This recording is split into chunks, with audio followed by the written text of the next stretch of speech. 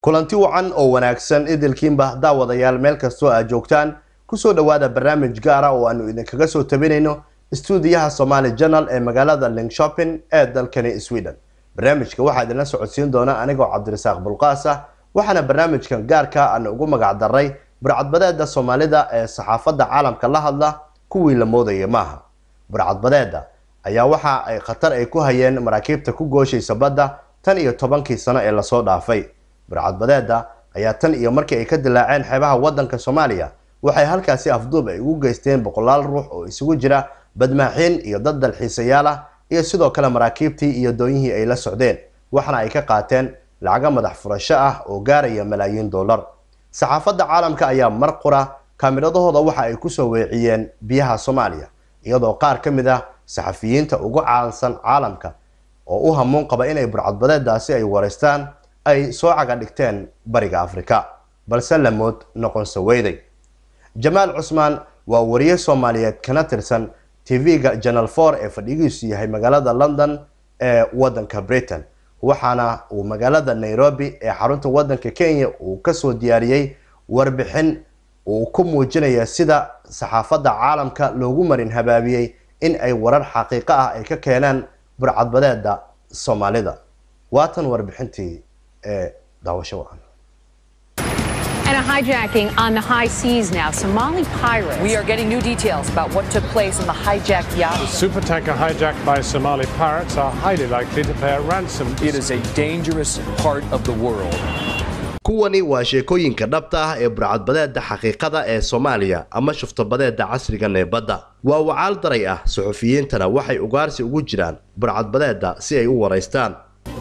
We have checked the cargo of American people. There are some security guys who came there, waxaanu afduubanay markab xamuula oo dad Mareykan ah ay saaran yihiin. rag ka mid ah ciidamada ilaalada badda ayaa noogu yimid goobta iyagoo hubaysan waxana ay nagu fureen rasaas halkaas oo ay ku dileen qaar ka mid ah saaxiibadeedii shaqada. With guns, they shoot us, they kill, some of our colleagues are dead. ugaarsigu waxa uu noqday halkan oo Nairobi ah hoyna u ah bulsho fara badan oo Soomaaliyeed. goobtani iminka waxa ay saldhig howleed u noqotay burcadbadeeda dabcan waa arin madax daalisa balse aan idin sharxo iminka. kani waa aadan waxa uu ku nool yahay isku raranta xaafadda Islii oo ka tirsan Nairobi halkaas oo Soomaali badan ay degeen. isku rarantan waxa ay ka mid tahay meelaha ugu saboolsan Kenya waxana ay u eg tahay meel aan rajo lahayn. laakiin waa halkan meesha aadan iyo kuwa kalaba ay ka dhisteen shirkad yar waana shirkadda propagandada ku rartay qaar ka mid ah wariyeyaasha ugu wanaagsan adduunka ganacsigooduna waxa uu yahay inay iska dhigaan burcadbadeed. We pretend because we had a talent. They go to the boss, they say they need pirates. The boss came to us and tell us, the guys, the white men have come, they need the pirates, waanu iska matalnaa sababtoo ah waxaanu leenahay qaabkeedii waxay u tagaan ninka madaxda noo ah oo waxay ku yiraahdaan waxaanu rabnaa burcadbadeed madaxuna inagu noo yimaado oo wuxuu inagu dhahaa raggii cadaanka ahaabaa yimid oo waxay rabaan burcadbadeed sidaa daraadeed waxaan iska dhigaa burcadbadeed taasina waa qaabka aanu u jilno. madaxu waa kan isku dubarida amaba isku xirxira hawsha oo dhan waxana uu ka gaabsaday inuu nala hadlo laakiin aadan ayaa nala hadlay. waxa uu maalintii ka shaqeeyaa maqaaxi cunto balse lacagta uu ka sameeyo marka uu burcadbadeeda iska dhigayo ayaa aad uga badan tan kale. aadan waxa uu ku faraxsanaa in uu ii sheego inta lacag ah ee uu sameeyo maalintii. Daily $200. Wow, that's a lot of money. 16,000 Kenyan money. Really? Yeah. That's a lot of money. So they were paying you $200 a day? Yeah. lacag maalmeedkayga waa $200. hayaay taasi waa lacag badan. waa 16,000 oo shilinka Kenya. runtii taasi waa lacag badan oo maalintii $200 bay ku siiyaan si aad isaga dhigto burcadbadeed. taasi waa lacag badan. I depend on myself. I'm an asset, not liability. naftaydan ku tiirsanahay waxaan ahay hanti aan la lahayn. waxaan la kulmay Bashiir ma aha magaciisa rasmiga ah waa magaciisa burcadbadeednimada. waxa uu ganacsigan matalaada ah uu ku jiray muddo dheer waana ay ku adkaatay in uu dadka ku qanciyo inuusan burcadbadeed ahayn balse ugu dambeyntii waxa uu qirtay inuusan burcadbadeed ahayn. Somalia er et ludfattigt land, som ikke har nogen regering. Kani waa documentary lagu waramay in laga daawaday 18 wadan oo kala duwan waxaana ku jira Bashir oo iska dhigaya burcadbadeeda sida aadka looga baqo. Jeg møder flere pirater på min rejse. Men især en kommer til at gøre et dybt indtryk på mig. Fordi han virker til at være en klog fyr, der er helt bevidst om, hvad piraterne gør og hvorfor de gør det. So, Mr. Bashir, are you a pirate? Mr. Bashir, burcadbadeed miyaa tahay? Are you a pirate? Halkan waxa uu iska dhigdhigayaa mid ka mid ah burcadbadeeda sida aadka looga baqo. But how can I be sure that you're not going to kidnap me? Sidee baan ugu qanci karaa inaadan doonayn in ay afduubato aniga? maya ka baqinadaas. Waa hagaag ka waran burcadbadeeda kale ee kooxdaada ah. Gurubkayga kuma dhacaan inaad ku soo gudbaan anu ma joogo. But listen to this. لكن برعباد ما بتي شغلكم اللي هذيك بلقي مارك سوماليا ما نركب به ولا قام سوماليا ما تيجي دولة سوماليا ما نركب مالي دات كذا ما نركبهم لكن هو أول شيء هذا ما نركب ودرا مال ديك فيلم لأنه ما نلفيني نمان باربان أو عدان مركا لأنه نسينا كهلا فيلم ما نركب جيلا فيلم كمان نركب برعباد نمط شلون جيلي نوم فيلم كان نوم هذا لو باين ما نركب سيلو ديو مركا سوقات ninka cadaanka inuu ku yimid oo kala hadda ka soo qaad bal qaabka u samaysan uga sheekay abradnimada qaabka uga sheekaysan ku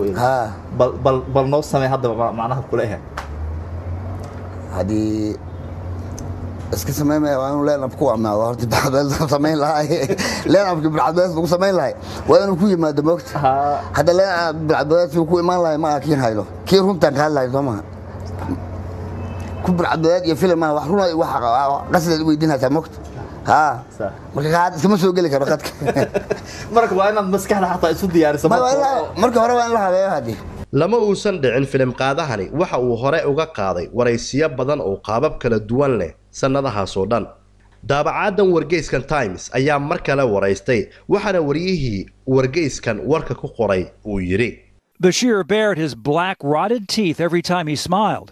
Bashir was a fisherman. The pirates wanted to hire him because he knew how to swim, a valuable skill he could teach other recruits. Bashir waxa uu banaanka soo dhigaa ilkihiisa bololay ee madow mar walba uu dhool cadeeyo. Bashir waxa uu ahaa kalluumaysato. Burcadbadeeda ayaa kireysatay waayo dabaasha ayuu yaqaan. Waxa uu lahaa khibrad wax ku ool ah oo uu bari karay kuwa dhawaan la qoray. Waxaana uu igu yiri waxaanu nahay kuwa biyaha kala soo dhexbaxa oo naftooda dhibka iyo khatarta u geliya. He told me, we are the ones out in the water taking all the risks and suffering. Waxa ay tilmaan yar ay iga siiyeen sida ay u khiyaanayaan reer galbeedka. We go to a place like Slums. We travel a place, there is a place called Kiamaiko where people slaughter goats. Waxaanu aadnaa meelaha sida dadka faqriga ah ay ku nool yihiin. Waxaanu u safarnaa meeshaas oo la yiraahdo Kiamiako oo ah meel dadku ay riyaha ay ku qalaan. taasi waa meesha aynu tagno.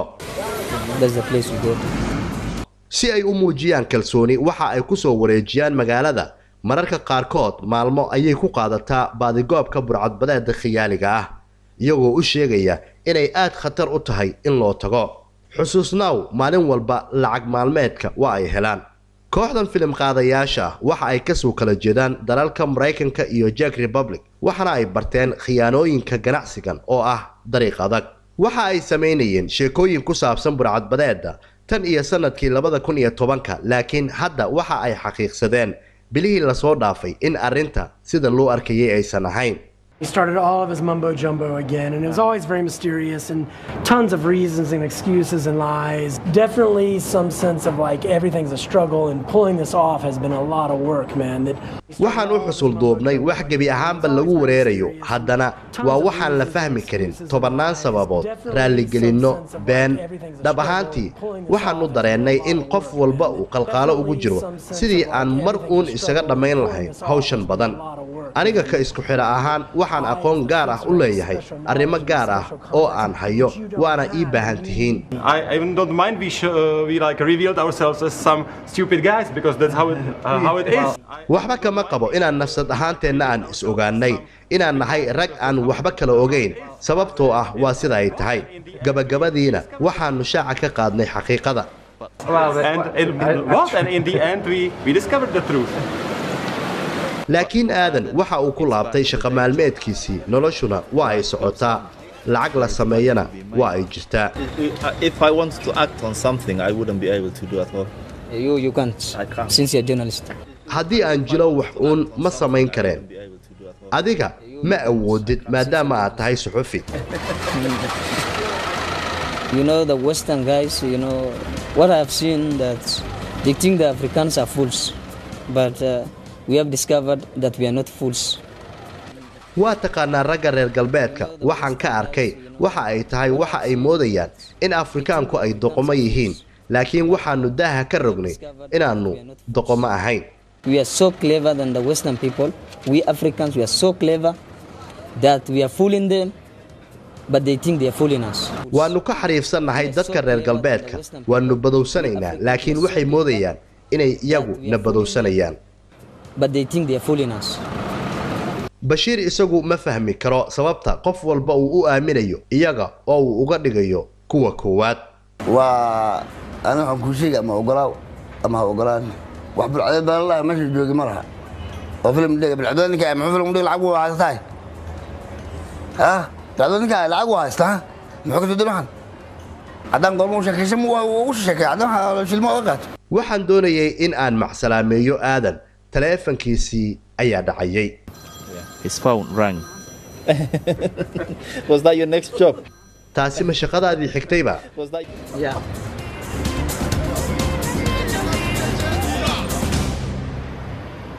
waa hagaag haddaba waxay noo suurta gashay inaanu waraysi aanu la yeelano wariyihii warbixintan soo diyaariyey Jamaal Cusmaan oo ka tirsan TV-ga Channel 4 waxaana waraysi la yeeshay wariyahayaga Cabdikariin Cali Kaar oo ku waraystay xarunta Somali Channel ee magaalada London. waxaa haddana ay noo suurta gashay oo ila fadhiya inaanu su'aalo weydiino wariyihii soo sameeyay klibkii aad daawateen Jamaal Cusmaan oo ka tirsan Channel 4. Jamaal ku soo dhawow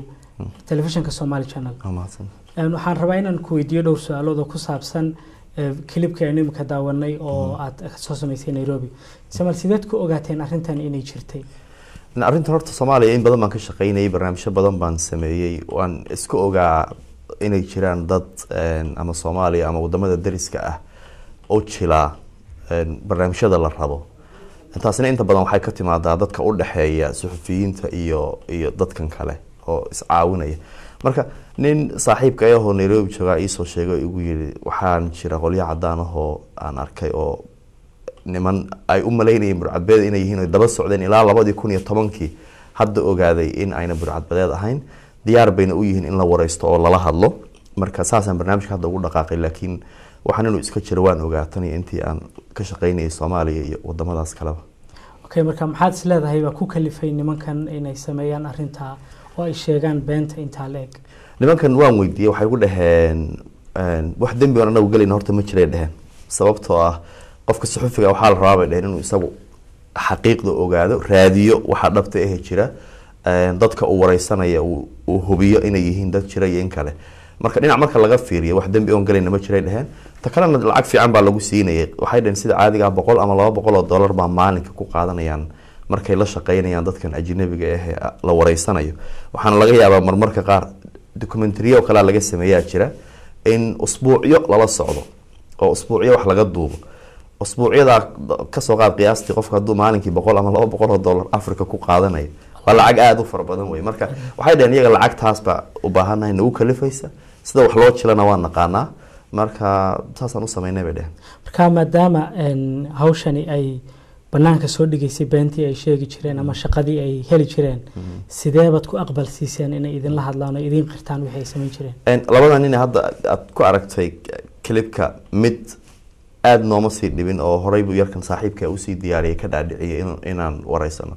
laakiin yarka kala muddo nagu qaatay inaan ka dhaadhicino in aan wareysano. wax kalena ma ahayn kow horta inay dambi galayaan isma arkaan wax dambi on galayna ma jiray dheen hadii aan hadalnana nalama xiriyo dhibna nalama geysanayo. midda labaadna yarka aadanka oo kale wuxuu u arkay cadaan la sirayo in ay wax wanaag ah tahay oo inta badan wuxuu igu yiri waxa loo arkaa Afrikaanku inay yihiin dad caqli xun laakiin waxaan rabaa inaan tuso caalamka inaan ka caqli badan nahay oo niman suxufiyiin isku sheegaya oo soo arkay inay caqli badan yihiin aan siri karno marka dhinacaas isagu ka fiirinaya in dadka Afrikaanka oo ay ka fiican yihiin oo siri karaan cadaanka inaan caalamka u sheegaan rabo abula ma sha Allah weyn marka ma labada nin oo aad soo saarteen baa ka qayb qaatay arintan mise waxa jira qaar kale oo ay heli weyseen ma aad u fara badan yihiin dabcan markii barnaamijkan oo kale la sameeyay qof walba ma soo wareysan kartid waa in wax yar oo tusaale aad ka soo qaadato marka dad badan baa jira oo sameeya Nairobi aad bay uga buuxaan baa la igu yiri dadkan fixarada la yiraahdo ee la shaqeeya suxufiyiinta reer galbeedka ee caawiyana waxa la igu yiri mar walba oo aad u baahato burcadbeed hadaad dhahdo 20 burcadbeed aan rabaa inaan wareysto oo ku keenaya okay suxufiyiinta reer galbeedka aanu soo noqon oo arintan nimankan wareystay waxay mar walba ku faanaan inay warar xaqiiqo ah soo daayaan waxay kaloo sheegtaan inay akhlaaqda iyo shuruucda saxaafadda ilaaliyaan marka maxay ku dhacday inay iska ilaalin waayeen arintan ay ka hoos baxdo suxufiyiin way jiraan aan weydiiyay arintan inkastoo aan u wada sheegin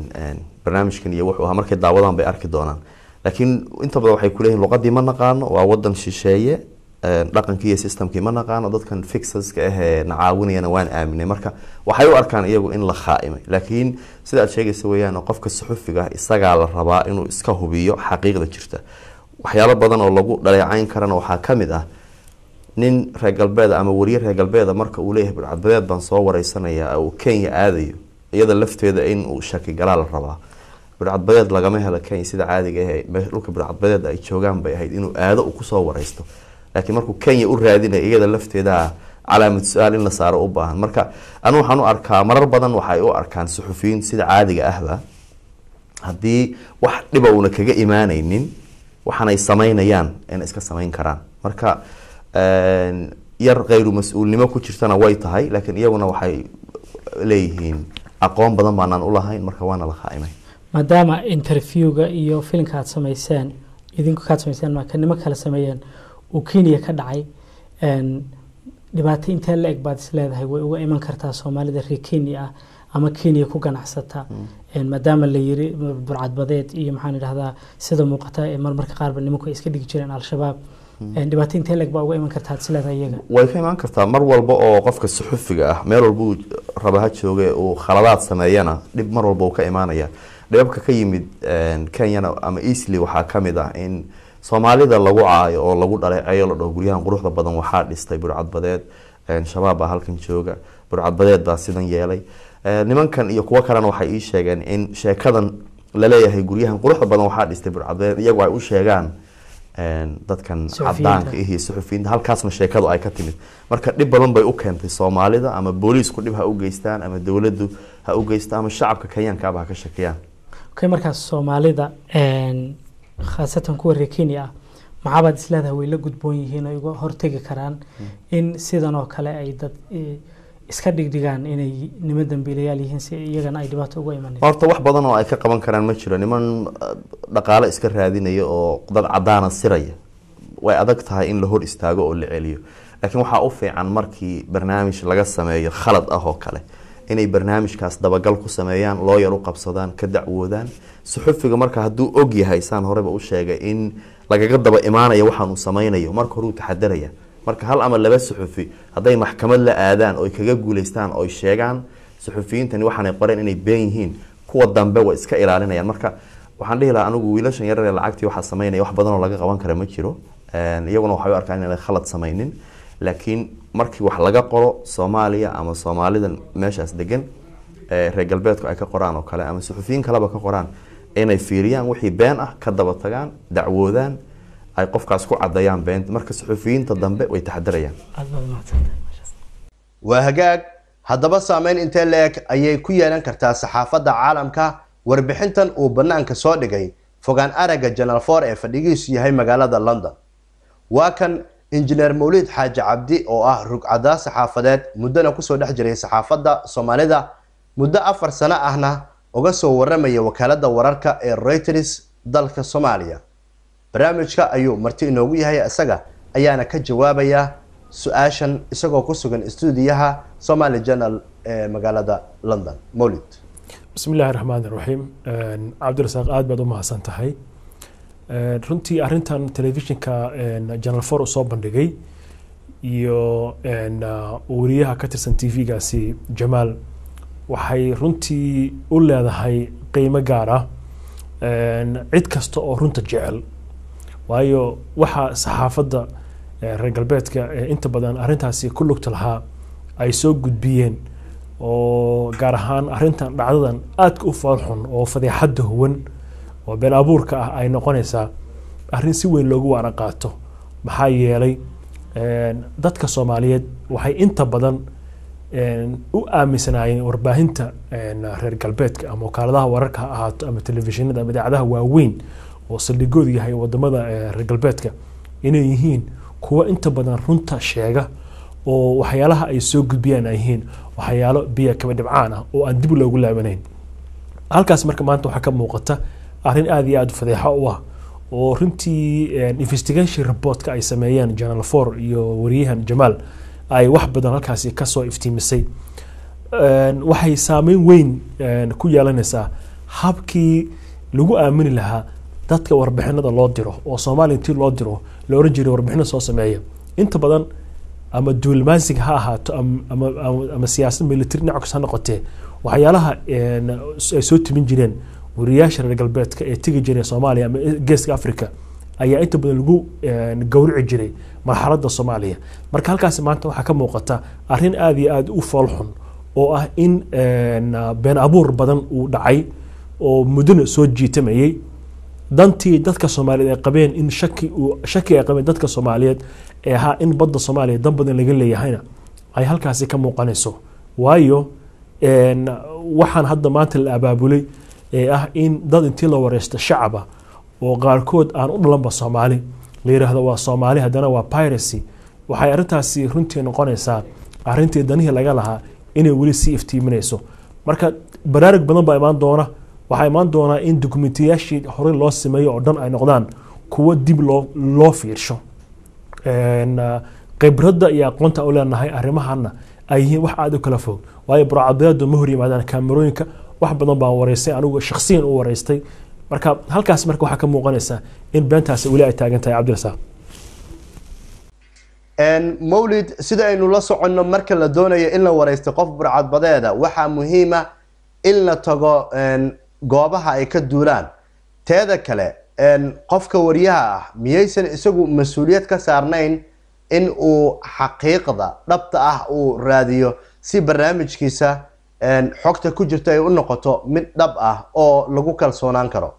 waa sax Cabdirasaaq waxyaalaha wariyaha laga doonayo waxay ka mid tahay run sheegana waxay tahay cidda warka aad ka sheegayso iyo cidda ay qosayso iyo cidda aad u sheegayso intaba inaad og tahay halkaas marka waxa ka muuqata mas'uuliyad darro xeerarkii saxaafaddu lagu xadgudbay oo jaantaar rogan laga dhigay baa halkaas ka muuqanaysa maxaa yeelay dadka aad wareysanaysid waxay u baahan tahay ma yihiin real dadkii dhabta ahaa oo arrintan ay qosaysay inay yihiin sida warbixinta aad ku sheegtay hore dhaca 4 sano ayaan ka tirsanaa wakaalad weyn oo caalami ah oo ilaa 100 dhowr sano jirta wakaaladda wararka Reuters oo wararkan usoo diri jiray ragga piracy-ga ah oo aan wareystay ama aan warbixinada ka samaynay intuu ma ayna hor imaan jirin kaamirooyinka waxaan ugu tagnay xarar dheere waxaan ugu tagnay hobyo waxaan ugu tagnay eyl waxaan ugu tagnay dhinacan bariga baargal ha ahaato weliba xilli burcadbeedu ay adduunyada si weyn u haysatay hadeertan waa la weeraray dagaal baa lagu sameeyay way baqahayaan xilligaas 2006 2007 inay hor yimaadaan kaamirooyinka aad bay nabcayeen waxaan xasuustaa nin aan wareysa kaga qaadnay eyl 2007 wuxuu aad u diiday in uu ka hor muuqdo shaashada wuxuu yiri aniga riski baan gali karaa waxaan doonayaa inaan wajigayga qarisaan markaasaan adu sidoo ku kalsoon tahay markaasuu yiri waxaan wajiga ku duubanayaa maro annagu markaasi si loo ilaaliyo qofka shakhsiyadiisa waxaan go'aansanay in uu wixii uu rabay oo sameeyo laakiin uu ka hadlo afkiisa oo uu sheegto sababta maraakiibtan ay u haystaan shamarka bay xilligaasi haysteen marka halkaas waxaa ka muuqanaysa in loo baahan yahay qofka wareysanaysid inaad xuquuqdiisa ilaalisid run sheegiisana aad fahamtid ragga hadda maanta Jamaal oo wareystay Nairobi ku wareystay waa 2 nin ninna Soomaali weeyaan oo waa Soomaalida Kenya u dhalatay hadaan oran karno ama ninna Soomaali ma ahaba ninka koofida wato aadan la yiraahdo oo ku hadlaya maxaa la yiraahdaa ishiga luqadda Ingiriiska maxaa yeelay marka halkaas waxa ka muuqanaysa been abuur baa ka muuqanaysa laba mid marka noqon kartaa in wariyaashan laftigooda oo ajnabiga ah oo barnaamijkan diyaarinaya ama documentary ha ahaatee ama war ha ahaatee ay dan ka lahaayeen oo ay ugu talagaleen in arrintan ay sahashadaan iyo inay qabrad xumo ay ku dhacday marka halkaas waxaa ka muuqanaysa xirfad xumo diin oo dadkii la wareysanayay inay waayeen haddaan dib ugu laabto arrinteeda cabdirasaaq hadda aan kaaga sheekeynayay ninkaasi piracy ah iyo nimankan hadda hadlay waxa aad u kala duwan yihiin baa jira iyadoo xilligaasi ay burcadbadeedu aysan baqi jirin oo ay waxay doonaan samay jireen ayay haddana kaamirada ka baqi jireen telefoon ka baqi jireen waxaan aad u idaacadda loo kale markaan jooga anigu boosaaso ku taalay waxay markaan isku day inaan wareysano oo telefoonada turaayahan ka wareysano waxay dhihi jireen soo waca hal saac kadib waxay bedelan jireen meesha ay joogaan si aan loo direemin markaas meel cidlaan nagala soo hadli jireen maxay tahay sababta marka amnigoodii waxay kaloo bedelan jireen magacyada iyadoo la yaqaan inuu hebel yahay ayuu haddana magaca bedelan jiray laba arrimoodna uu samayn jiray amnigiisa dadka deegaanka oo yaqaana Soomaalidu ceebta aad bay uga carartaa in la yiraahdo hebel ama aabiis la yiraahdo wiilkaaga saas weeyaa ama hooyis la yiraahdo saas wiilkaaga arrintaasna marka way ku jirtay waxa kaloo jirtay nimankana hadda hadlaya maanta oo telefishinka Channel 4 u waramay waxay ka hadleen oo ay leeyihiin anagu burcadbeed baan nahay saas baan wax u sameeynaa saabax u sameeynaa ragga burcadbeeda rasmiga waxyaalaha ay ka hadleen waxa kamid ah inaysan ogolayn inay toos u sheegtaan inay burcadbeed yihiin oo ay ku doodeen inay ciidamada xoreynta badda waxay ku sheegteen ayagoo hadalkooda u dhigteen oo ay leeyihiin badda Soomaaliyeed ayaan difaacaynaa kana difaacaynaa maraakiibta jariifka ah iyo kalluumaysiga sharci darrada ah iyo badaha sunta lagu daadiyo 2006 2007 waxaan report ka sameeyay warbixin ku saabsaneyd badda Soomaaliya gaar ahaan badda cas kalluun aad u fara badan oo ku soo caareeyay kalluunkaasina waxa la sheegay inuu ahaa markab ayaa wuxuu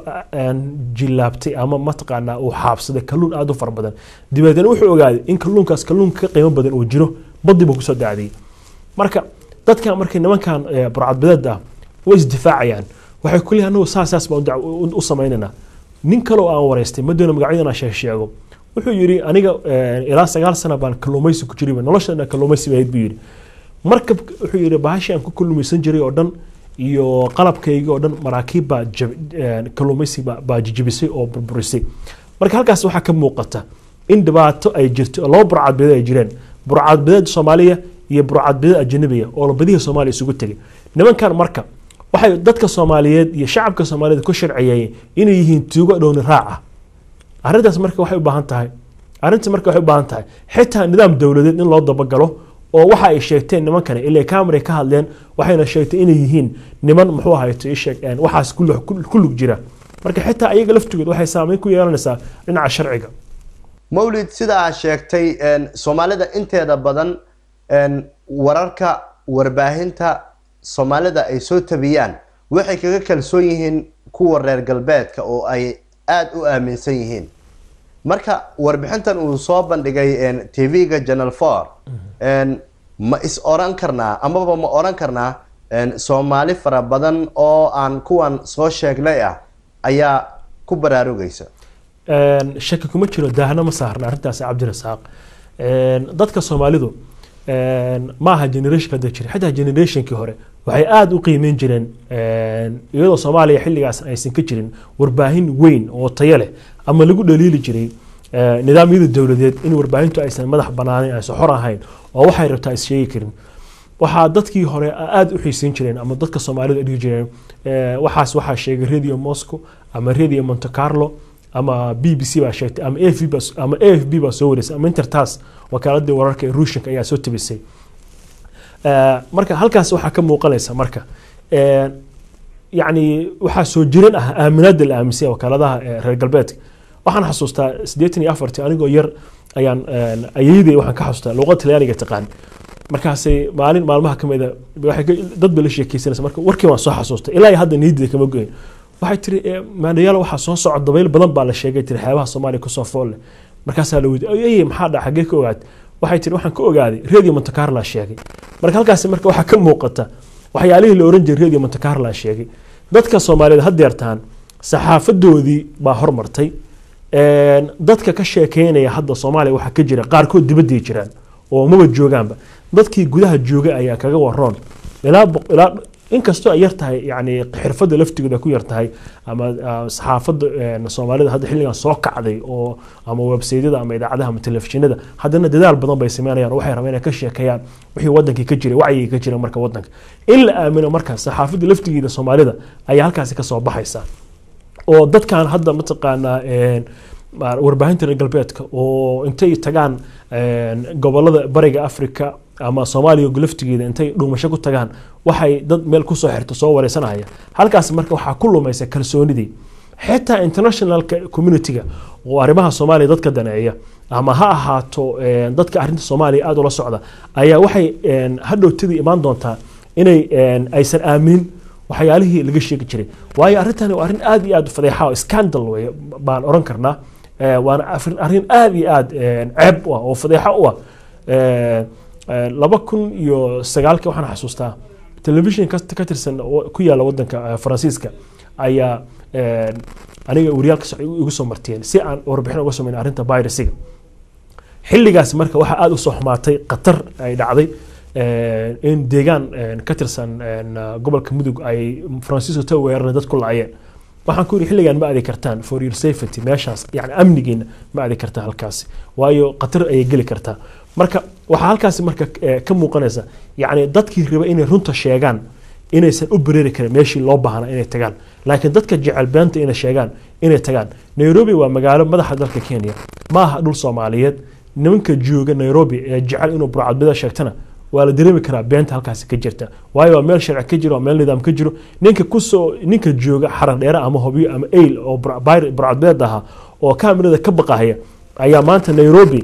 oo nidaam dawladeed iyo wax walba ka jiraan intuu fariisto wuxuu dhahay aniga virus baan oo kaamira hor yimaado waa wax aad u raqiis ah wax yani laga yaqyaqsado way oo yani aad ceeb u ah marka halkaas marka waxa ka muuqanaysa in lagu kalsoonaan doono hadda kadib wax badan oo saxaafadda reer galbeedku ay sheegaan waa tahay ugu dambeyntii warbixintan uu soo diyaariyay Jamaal Cismaan oo ka tirsan Channel 4 uuna ka soo diyaariyay magaalada Nairobi maxaan miisaan ahaan aan ku sufeyn karnaa ma waxaan oran karnaa warbixintan waa warbixin fashilin ah mise waxaan ku qiyaasi karnaa in ay tahay warbixin sixitaan ah oo cashar ay ka baran karaan saxaafadda reer galbeedka si bari ka maalin marka ay doonayaan warar kuwan la mid ah inay soo tabiyaan inay isa saxaan arrintaasi runtii saameynteeda leedahay oo waxay tahay yani arrin aad iyo aad fadeexa u ah waxa imaanaysa horta in dokumentiyaashii laga sameeyay virusiga oo dhan dib lagu laabto waayo sidaan ka warqabno hadda taariikhda adduunka waxa yaalay badda Atlantic waxa ka jiray virus xoog leh oo boqolaal sano ama qarniyo ka hor jirtay taariikh baa laga sameeyay filmaan baa laga sameeyay waxa laga sameeyay buugaag far badan qoraal laga sameeyay madaxafyada dunida yaalaan si loo akhristo oo jiilka dambe u akhristaan marka wixii been ku qatumay oo dhan yani waa laga saaray oo yani ma jirin beentii laakiin hadda dokumentiyaasha laga sameeyay burcadbadeeda Soomaaliya ileen ma ahayn arrin sahlan ma ahayn waa arrin dunida dhibaato ka dhalisay badihii Soomaaliyeed la joogo oo maraakiib ay joogaan ilaa 100 ay gaarayso oo sababta ay joogaan ay tahay sababtaasi miidiyuhuna soo tabiyay 2007 waxaan xasuustaa markasta oo ay soo wacayeen wakaaladda la shaqeynayay waxay xoog saarayeen in maalin kasta helno warbixin burcadbadeed ku saabsan waxaan dib ka ogaaday inay ahayd arrin inta badan miidiyaha laftiisa oo qayb oo ka qaatay oo ay rabeen in maxaa la yiraahdaa badda Soomaaliya sidii mataqaanaa lagu geyn lahaa maraakiib markii dambe maraakiibta la geeyay arrintaasi ay soo yaraatay ka hadalkeedii marka arrinta burcadbadeed Soomaalidu ma ahayn wax sahlan waa wax ilaa United Nations ka tagay laga soo saaray qarar laga soo saaray marka cid kasta oo been ku dabaqday oo documentary ka samaysay halkaas marka waxa ku imaanaysa ceebtaas iyo fadaxadaas ba ka imaanaysa sidaan la socon xitaa filim ba laga sameeyay filimkan asal la yiraahdo oo Koonfur Afrika lagu dhigay oo inama Soomaaliya ku jiraan waxa kaloo jirta buugaag waxa kaloo jirtay documentary marka in kasta oo mid kasta oo been ay ku salaysanayd oo sida hadda arrintan fadaxada oo ceebta ah oo Nairobi ka dhacdo kale waxa imaanaysa marka in arrintaasi oo dhan idil ahaanteed ay ku soo ururto ceeb iyo fadaxad Channel 4 warbixinta gunaanadkeeda wuxuu ku xusay inay wareysteen ama isku dayeen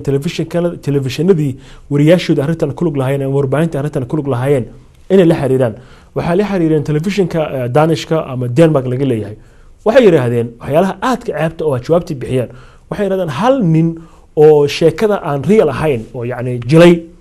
documentary dhan uma baabi'inayno waana arrin aad iyo aad u fadeexa u ah waxaana ku jirta yacni xeerarka saxaafadda in qofkii arrintan ay qusayso iyo qof yacni real ilaa arrintu ay noqoto qof actor ah oo la caddeeyo inuu yahay actor yahay laakiin markii la qofkani waa ka wada jila laakiin markii la qofkani waa qof rasmi oo jira markuu yahay arrintaas waa arrin aad iyo aad fadeexa u ah oo ceeb ah waxay marka arrintani sidoo kale u tahay tusaale dadka Soomaaliyeed meel kasta ay joogaan in magacii Soomaaliyeed uu dhibaataysan yahay oo ay dulaysan tahay Soomaaliya meel kasta ay joogto oo cid walba ay ku qaraabanayso halkan wadankan Ingiriiska dhawaan waxa ka dhacday arrin aad iyo aad la sugu haystay ilaa hadda yartaan nin u dhashay wadanka Tanzania oo Zanzibar waliba ka yimid ayaa wuxuu isku dhibay inuu yahay Soomaali wadankan wuxuu ka dalbaday maangeliyo qaxootinimo dowladda Ingiriiska way soo ogaatay waxa la yiri ninkani waa Soomaali ma ahan hal celiyo urura u dooday waxa la yiri ninkani waa Soomaali ilaa hadda dacwadu way socotaa arrin la mid oo kale waxay ka dhacday Turkiga taariikhyaal baa soo galay Turkiga Soomaali iyo ajnabi isugu jiray safaaradda Soomaalida baa u yeertay baa loo yeeray booliska u yeeray iyo hay'adaha wadankaasi Turkiga dadkii baa la soo waray si loo kala saaro wixii Soomaali waxaan Soomaali ahayn markii dadkii Soomaali la kala saaray arrintan film baa laga sameeyay waa la soo duubay xitaa nin baa wuxuu leeyahay anigu waxaan ahay buu Soomaali yani aabahay wuxuu waa Gaanes hooyadina Soomaali xamar baa ku dhashay Muqdisho ku dhashay markaas niman Soomaali ah walaasana dhulka kale yaqaan in wada Soomaaliyeed markaas la xagee ku dhalatay wuxuu yiri Kaaraan baa ku dhashay waxa la Kaaraan meel caan noo sheeg oo aad taqaanid markaas waxaan ka aqaanaa garoonka stadium Muqdisho uu yiri stadium Muqdisho ma hadii kooni stadium baa ku yaala halkaas sida laga warqabay dhinacaas wali Cabdicasiis ku yaala markaas la yiri stadium Muqdisho wuxuu ku yaala Wardhigley Xamarjiid buu ku yaala laakiin halkaas kuma yaalo wax kale oo noo sheeg aad arrinta ku cadeyn kartid markaas isbedel wuxuu aniga aabahay oo Gaanes baa ay watay 2 sano ka hor ana 2 sano jira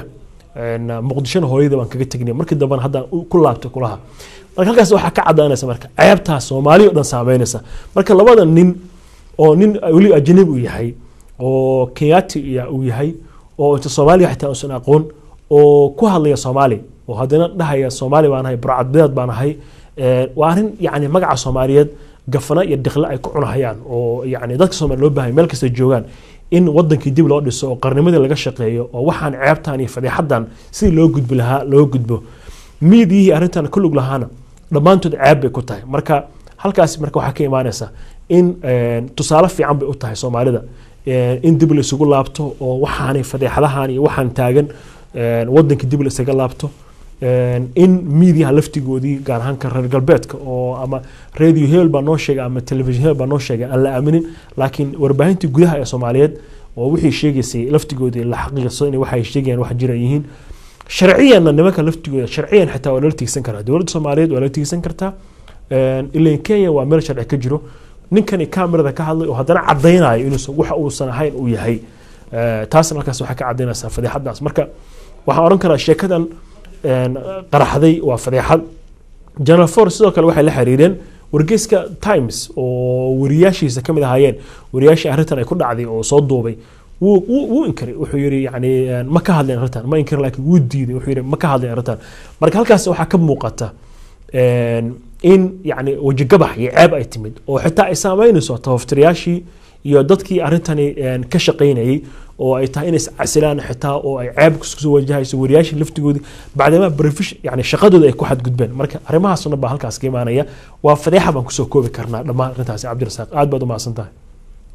waa hagaag daawadayaal aad buu u mahadsan yahay injineer Mawlid Xaaji Cabdi ayuu kaasi ahaa oo ah rugcada saxaafadeed mudana saxaafadda Soomaalida ku soo dhex jiray oo nagala qayb galaya barnaamijkan aan ugu magac daray burcadbadeeda Soomaalida ee saxaafadda la hadla kuwii la moodayay maaha barnaamijkan waxa idin soo saaray halkan idin kala socodsiinayay anigoo Cabdirasaaq Bulqaasa waxa barnaamijkan isku soo dabaraday Saciid Fadhaaye waxaana sidoo kale igala qayb qaatay Jaamac Dabaraani iyo sidoo kale Oriye Cabdikariin Cali Kaar oo sida aad arkayseen waraysiga Jamaal Cusmaan noo qaaday intaas aynu ku soo gabagabaynayna barnaamijkaasi gaarka ah inta aan barnaamijkan oo kale aynu ku kulmi doono waa dhamaantaya oo idin leh sidaas iyo nabadgelyo